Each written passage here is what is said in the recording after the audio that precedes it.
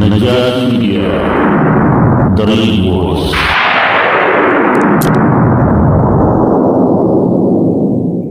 በኢትዮጵያ እስልምና ጉዳዮች ጠቅላይ ምክር ቤት የቀድሞ ፕሬዝዳንት በነበሩት በተከበሩ ሙፍቲ ሀጂ ዑመር ኢድሪስ ላይ የተከሰተውን ነገር እናውቃለን።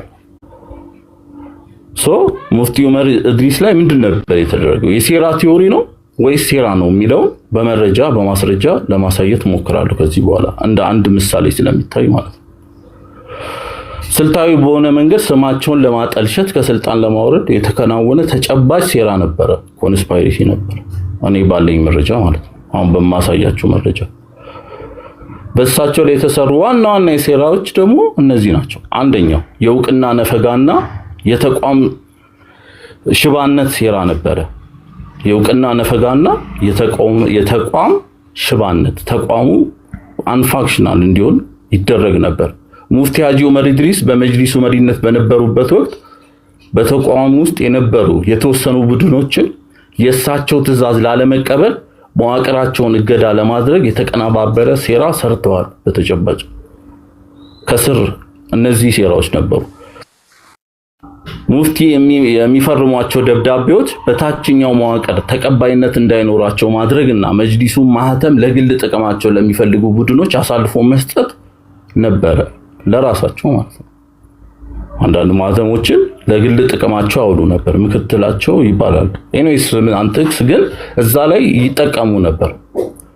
ግቡ ምንድነው? ሙፍቲ ተቋሙን መምራት አይችሉም የሚል ምስል ለመፍጠርና በህዝቡ ዘንድ አቅም የሌላቸው አስመስሎ ማቅረብ ነበር ዋና ዓላማው። ሁለተኛው ደግሞ የተጠቀሙት ሴራ በጤናቸው ዙሪያ የተሰራጩ ስልታዊ የሐሰት ወሬዎች ነበሩ። ሙፍቲው በእድሜ የገፉ ናቸው መሆናቸውን እንደ ድክመት ይቆጥሩ ነበር። ደክመዋል፣ በቃ ይወረዱ ምናምን። እኛ ራሱ ምናቃቸው ኡስታዝ ተብለው የሚጠሩ ወጥተው ሙፍቲ እኮ ደክመዋል፣ በቃ አሁን አይበቃቸውም ሲባል ከአንድም ሁለት ኢንተርቪው አይቻለሁ እኔ በግል። ከስልጣን ለማውረድ የተደረገ ሴራ ነው ማለት። ሙፍቲ የማስታወስ ችሎታቸው ጠፍቷል፣ ምን እየፈረሙ እንደሆነ ራሱ አያውቁም፣ በቤተሰቦቻቸው ተጽዕኖ ስር ናቸው የሚሉ ወሬዎች በመጅሊስ ባሉ ግለሰቦች አማካኝነት በስፋት ይሰራጭ ነበረ። ግቡ ደግሞ ህዝቡ በእሳቸው አመራር ላይ እምነት እንዲያጣና ለመጅሊሱ ደህንነት ሲባል መነሳት አለባቸው የሚል ሐሳብን ምክንያት ያዘጋጁ ነበር ማለት ነው። በተለያየ ምክንያት።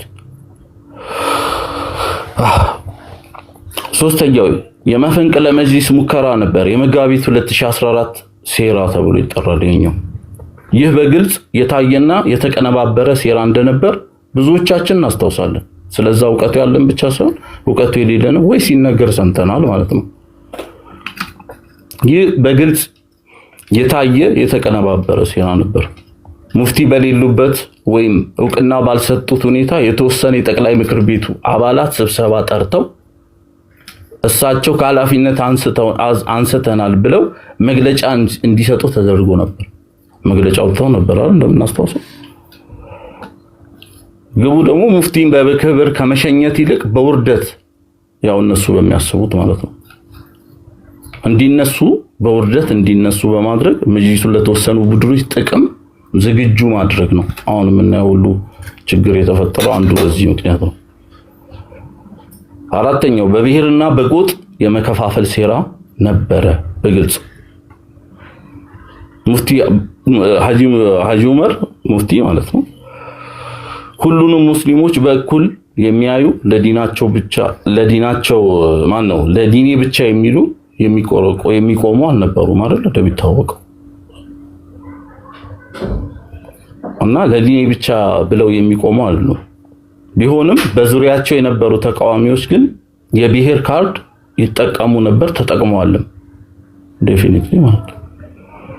እሳቸው ሴራው ምንድን ነበር? የእሳቸው የአንድ ወገን ብቻ ተከላካይ አድርጎ በመሳል በሌላ በኩል ያሉ ህብረተሰብ ክፍሎችን በእሳቸው ላይ እንዲነሱ ቅስቀሳ ያደርጉ ነበር።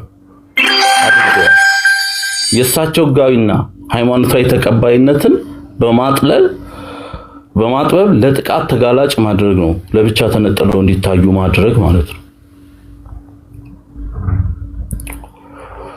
አምስተኛው እንትናችን ደግሞ መረጃችን ምንድን ነበር? የሚያዝያ ዘመቻና የባህሪ ግድያ ነበረ። የካራክተር አሳሲኔሽን የምንለው ማለት በማህበራዊ ሚዲያና በአንዳንድ የቪዲዮ ፕሮግራሞች ላይ ሙፍቲን የሚያንቋሽሹ ምስሎች፣ ንግግሮች አቀናጅተው ይለቁ ነበር አይደል? ታላቅ አሊሞች ከመሆናቸው አንፃር እሳቸው ታላቅ አሊም ከመሆናቸው አንፃር የማይመጥኑ ስሞችን መስጠትና ንግግራቸውን ቆርጦ በማውጣት ለተሳሳተ ትርጉም ማጋለጥ ነበር። ከዚህ ምንድነው የፈለጉት? ወጣቱ ትውልድ ለታላላቅ ዑለማዎች ያለውን ክብር እንዲያጣ በማድረግ ሙፍቲን ከደጋፊዎቻቸው ነጥለው ማዳከም በተወሰነ መልኩ እንትን ያለላቸው ይመስለኛል። በኔ ግምገማ ማለት ነው የተሳካላቸው ይመስለኛል። ምክንያቱም ከሳቸው ጋር በሰዓቱ እኔን ጨምሮ ብዙዎቻችን አልነበርንም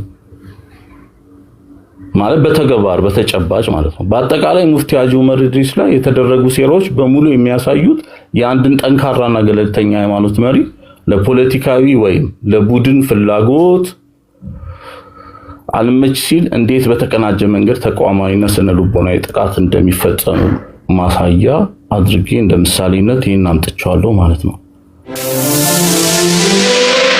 ነጃት ሚዲያ